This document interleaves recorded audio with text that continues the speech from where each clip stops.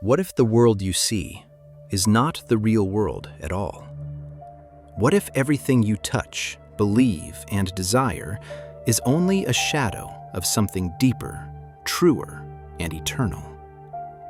More than 2,000 years ago, in the heart of ancient Athens, one man dared to ask these questions, and in doing so, reshaped how humanity understands truth, justice, and knowledge itself. His name was Plato.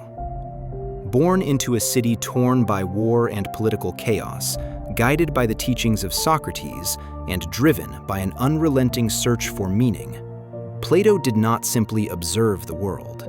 He challenged it. He questioned reality, exposed illusion, and imagined a society ruled not by power or wealth, but by wisdom.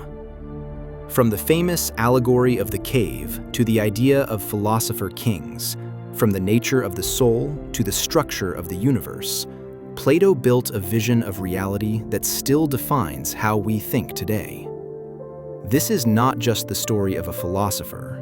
It is the story of how human thought learned to look beyond appearances and ask what is truly real. Stay with us. The journey has only just begun.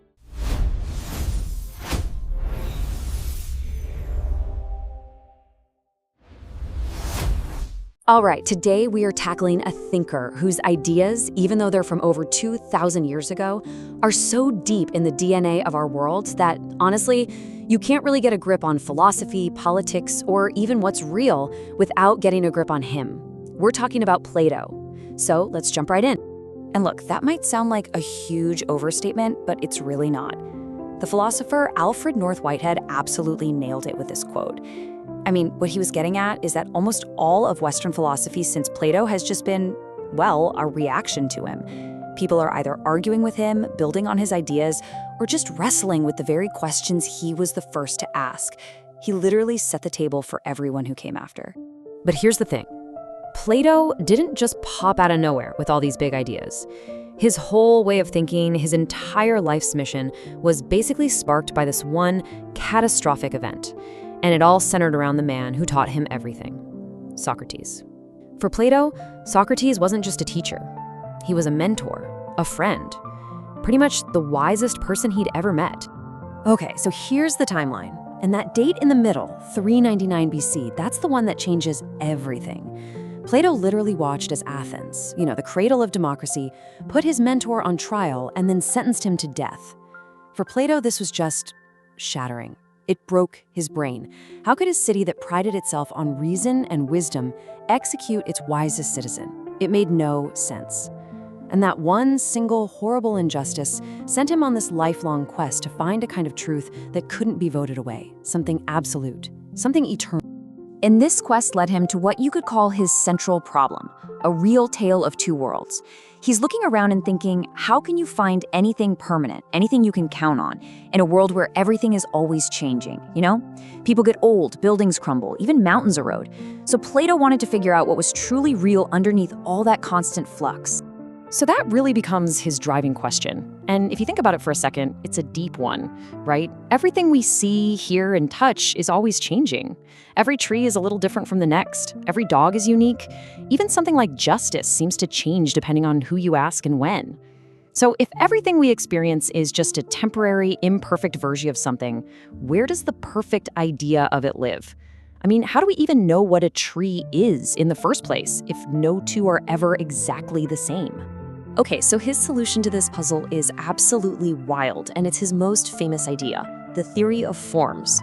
Plato basically said, okay, what if the physical world we see isn't the real world at all? What if it's just a shoddy, imperfect copy of a much more real world, a perfect, eternal, and unchanging world of forms or ideas? So let's break that down. It's like this. You've got two worlds. On one hand, there's the material world, the one we perceive with our senses. It's always changing, everything is temporary, and it's all just imperfect copies. But then, on the other hand, there's the world of forms. You can't see it or touch it, you can only get there with your mind, through reason. And that world is eternal and perfect.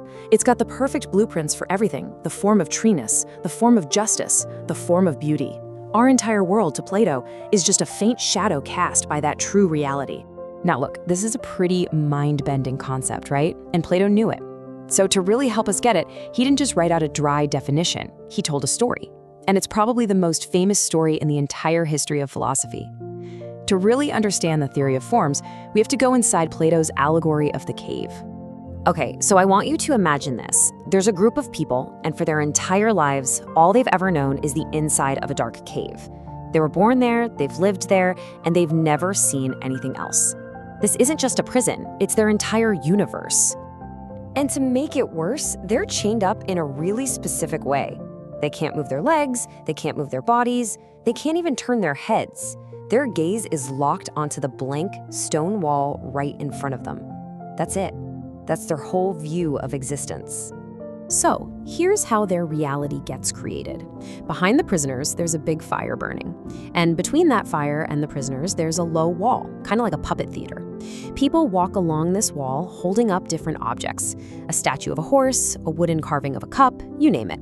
And the fire casts the shadows of these objects onto the wall that the prisoners are staring at.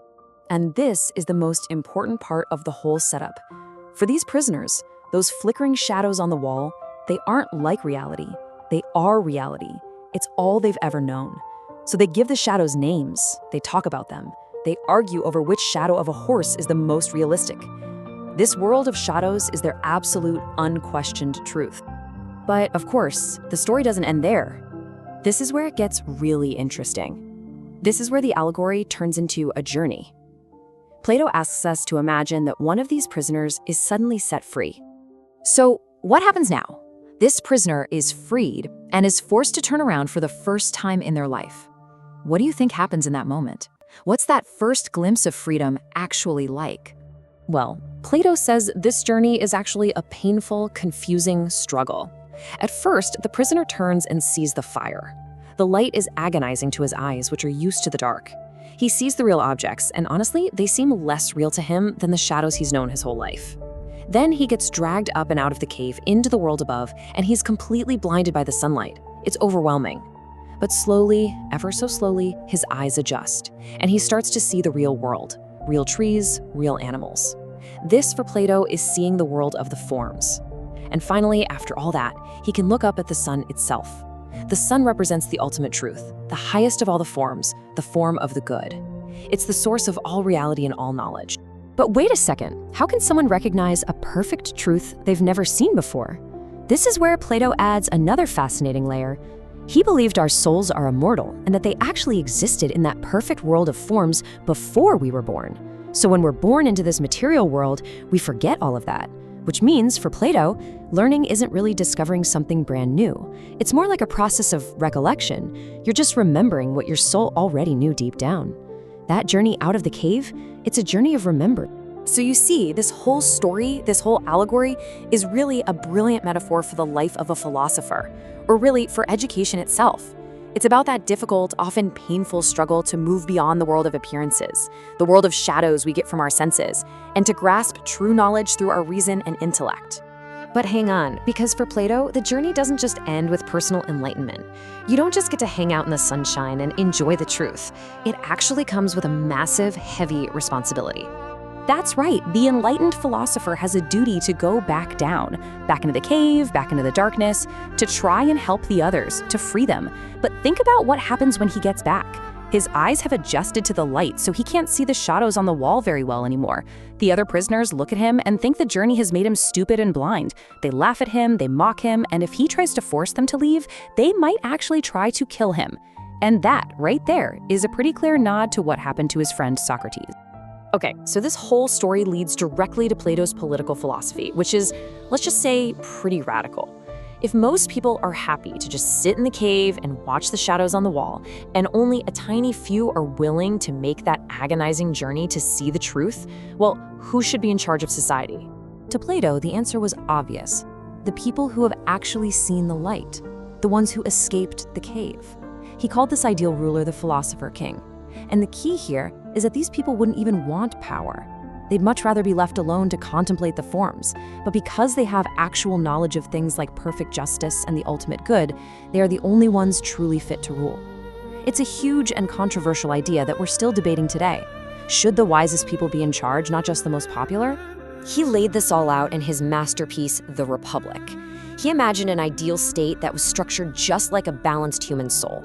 It's divided into 3 classes. At the very top, you have the rulers, the philosopher-kings, who are guided by reason. Then you have the guardians, the soldiers who protect the state, and they're driven by spirit. And at the base, you have the producers, the farmers, the craftsmen, who are driven by appetite, the everyday desires. For Plato, a truly just society is one where everyone is doing the job they are naturally best suited for, all led by pure wisdom. And so, after all this, Plato leaves us with a question that's just as powerful and unsettling today as it was 2,400 years ago. Because the allegory of the cave isn't just some ancient myth, it's a direct challenge to every single one of us. It forces us to look around and ask, what is my cave? What are the shadows on my wall that I just accept as reality without even thinking about it? Thank you for taking this journey with me. Your time and curiosity give life to philosophy. If you found value here, support this journey by liking the video and subscribing to the channel for more stories like this.